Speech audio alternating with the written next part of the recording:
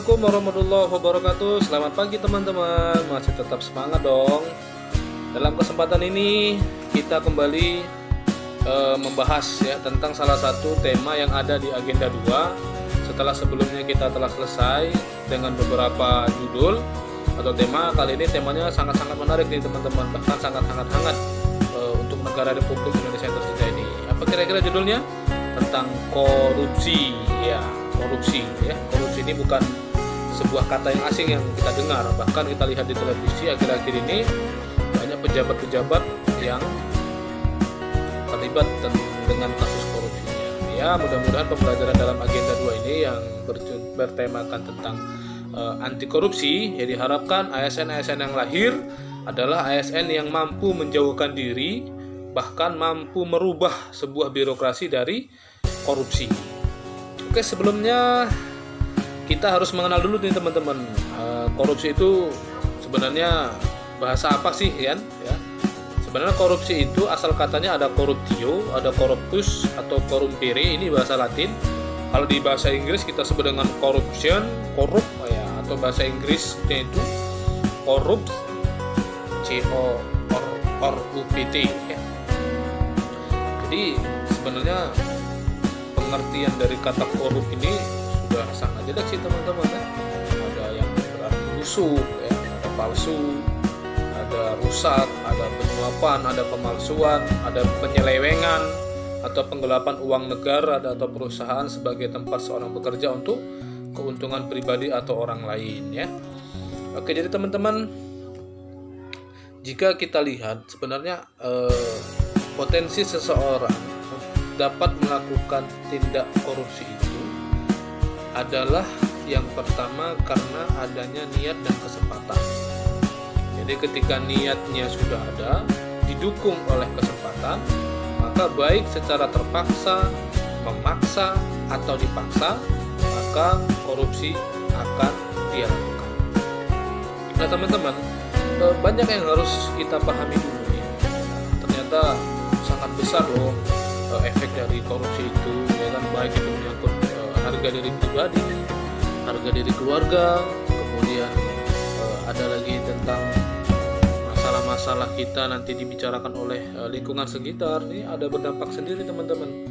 Nah, di antara dampak negatif korupsi itu secara global ada tata ekonomi ya, seperti pemborosan sumber-sumber, kemudian larinya modal ke luar negeri.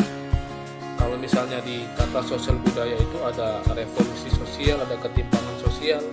Kalau dalam tatanan politik ya ada ketidakstabilan politik, ada pengambil alihan kekuasaan. Sedangkan kalau di tata administrasi itu ya tidak ada keefisienan atau kurangnya kemampuan administrasi seorang penyelenggara publik itu, dan hilangnya keahlian, hilangnya sumber-sumber negara, dan keterbatasan kebijakan pemerintah. Oke teman-teman, itu tadi secara singkat tentang apa sih sebenarnya korupsi itu.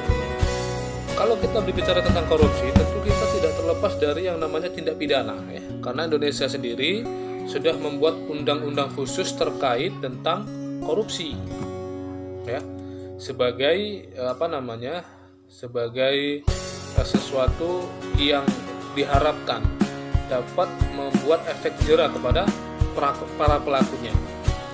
Jadi untuk mengidentifikasi seseorang itu terjerat kepada tindak pidana korupsi, maka kita harus teliti dulu apa sih sebenarnya ciri-ciri korupsi ya. Misalnya dilakukan oleh lebih dari satu orang, kemudian berhubungan dengan kekuasaan, kemudian mengkhianati kepercayaan, kemudian melanggar kaidah kejujuran dan norma hukum. Jadi pada dasarnya korupsi itu secara garis besar adalah sama dengan penggelapan ditambah kerugian negara ya. Ke teman-teman, tentu kita tidak ingin ya berlarut-larut dalam birokrasi yang penuh dengan korupsi. Tentu kita harus punya upaya untuk melakukan pencegahan korupsi atau preventif ya. Apa dia? Misalnya yang pertama ada perbaikan sistem, yang kedua ada perbaikan manusia. Perbaikan sistem ini menyangkut ada peraturan perundang-undangnya perlu kita rubah kembali. Kemudian tatanan reformasi birokrasi perlu kita rubah juga. Kemudian ada penerapan prinsip good government. Sedangkan dari sisi perbaikan manusianya atau SDM-nya itu, maka yang pertama itu adalah perbaikan moralnya teman-teman ya. Supaya apa? Supaya meningkat kesadaran hukumnya, kemudian memilih pemimpin yang bersih dan jujur dan anti korupsi. Oke teman-teman, itu saja sebenarnya secara singkat tentang anti korupsi. Intinya bahwa korupsi itu akan membuat efek yang tidak sangat menyenangkan bagi pelakunya, karena bukan hanya kita secara pribadi yang akan menanggung perbuatan itu, tetapi lebih dari itu keluarga kita juga akan menanggungnya. Semoga kita menjadi ASN yang berkualitas, yang mampu menahan diri dan menghindarkan dari perbuatan korupsi. Terima kasih atas segala perhatiannya dan salam semangat bagi kita semua. Assalamualaikum warahmatullahi wabarakatuh.